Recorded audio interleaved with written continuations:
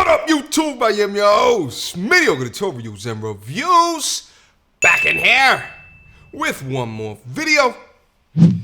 All right, guys, back in here with one more 8 at the table reaction. Shout out to my Instagram at Mediocre tutorials and reviews. Link in the description box down below if you want to send me content that you find across Instagram. This request comes from my IG. Are toxic relationships more fun? Without further ado. Toxic relationships more fun? I feel like toxic relationships are more fun. I was with somebody who gave me everything, was good to me, let me like do whatever I want whenever I wanted. I felt empty like inside. I felt lonely. I felt empty. I felt like a hole inside of me. You can't make this stuff up. You can't make this stuff up. Yo, son. All right, listen, let me hold on. Let me break it back down. Let's get serious on her. All right. She had a relationship where she was put on a pedestal.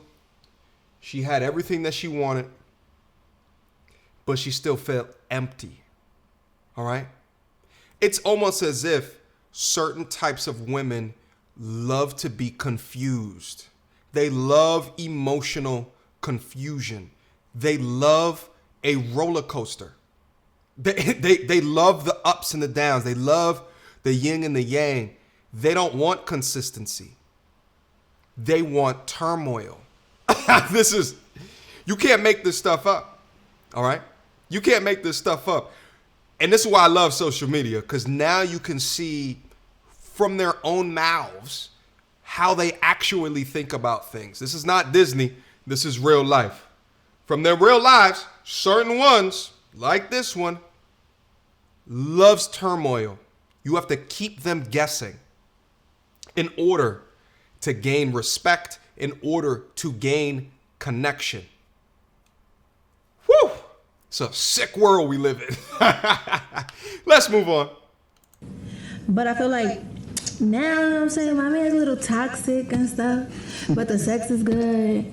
And yeah, I just feel more emotionally connected to that person because we go through certain things and then we make up, you know? So it's like, it's pretty toxic. So you like bad guys? No. Yeah, I mean, that's what it sounds like. You said you had a man, right? He was good to you, right? He helped teach you certain things and everything was good, but you still felt it was like an emptiness there. It was like lack of passion or something like that. Yeah. I think what's incredible to me is when she said no like that. To me, it's the clear dissonance. It's the clear cognitive dissonance in what she says that comes out of her mouth and what it actually means in reality. You understand what I'm saying? Because she had an adverse reaction to when she heard bad guy. Why? Because she's been taught not to like bad guys. But then she described being closer to someone with toxic qualities and good D. Y'all set yourself up for this. Yep. Right, but then now the bad guy, you know, he more like he's going to give you the drama. I think, do you think that like you're attracted to drama, like you want the drama in your life? I really don't think that though. I don't think I'm attracted to drama. The dissonance is so crazy. But you say your man is more. Your man. My man's trying to figure it out. Toxic than the man that you was with, but this man brings a. Is it more exciting to you? Is it like? Tell me, like, what do you think it is? Let's dive deep in this. Tell me, like, talk to me, like, tell me what you mean, like what it is, like, is it? You know, obviously he do things differently than the. It's something that's keeping you.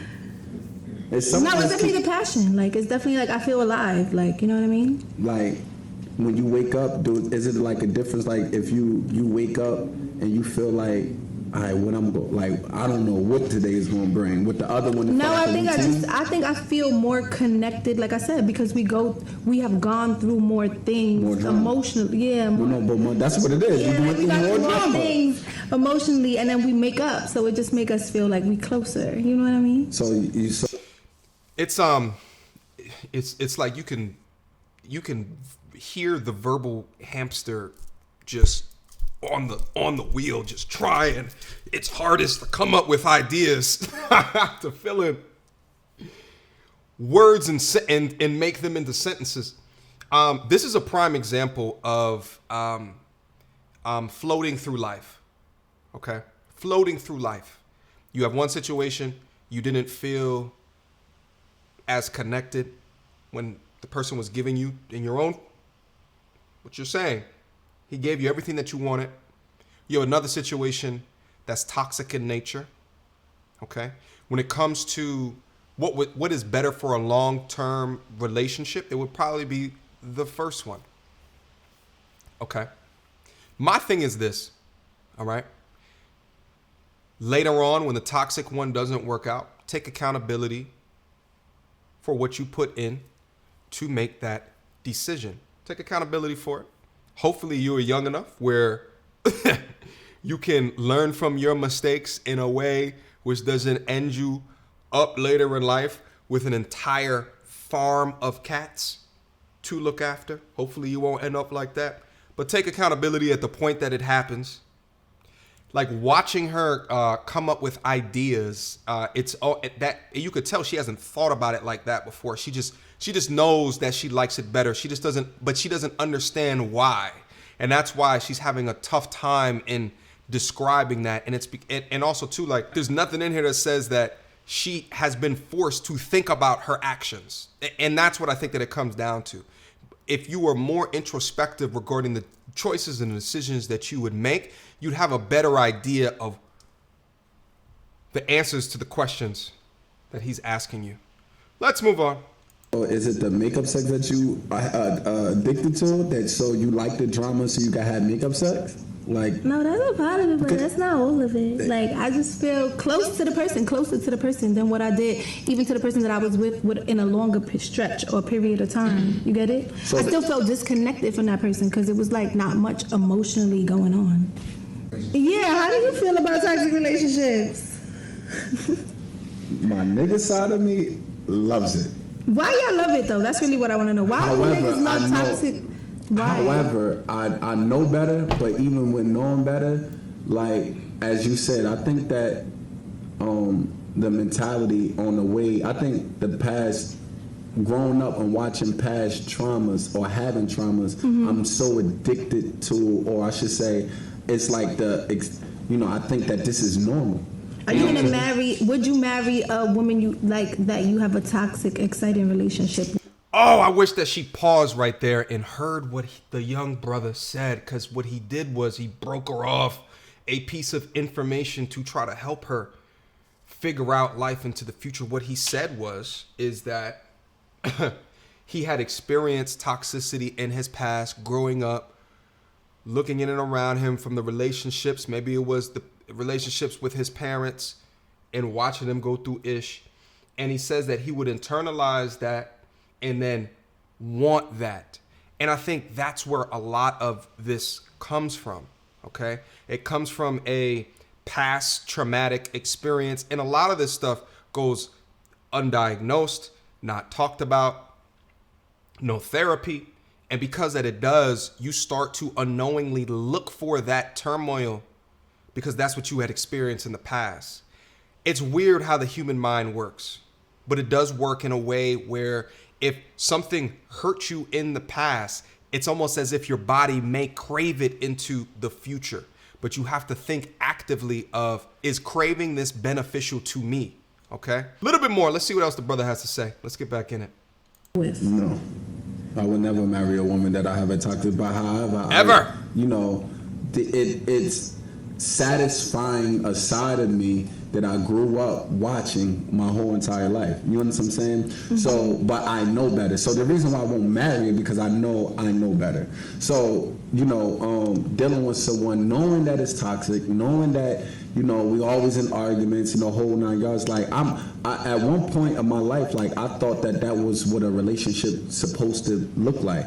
You know what I'm saying? Until now, I don't want to deal with that type of drama, but it is. I understand the drama, the passion behind it. You, in your mind, psychologically, you think that if this person ain't treating you or acting a certain way. All right, that's actually the end of the clip. I'll leave a link to the clip down in the description box down below. Feel free to go to 8 at the Table on the Instagram account. They also have a YouTube channel as well with much longer videos. Go up there, show them some love. Let them know MTR sent you. Shout out to the brother at the end. I reacted to a video a couple of weeks ago where he was actually in the video. I think it was a financial video actually. Smart brother, smooth brother, and I appreciate you taking out the time to try to enlighten in a positive way. All right, kudos to you, my G. Questions, comments, concerns, y'all already know what to do. Mediocre tutorials and reviews at gmail.com. Hit me up. Got a Patreon as well. Conversations like this we have all day on the Patreon. The amount of learning and growth up on the Patreon is crazy. Link down in the description box down below if you want to join the inner circle. Until next time, you two. Peace!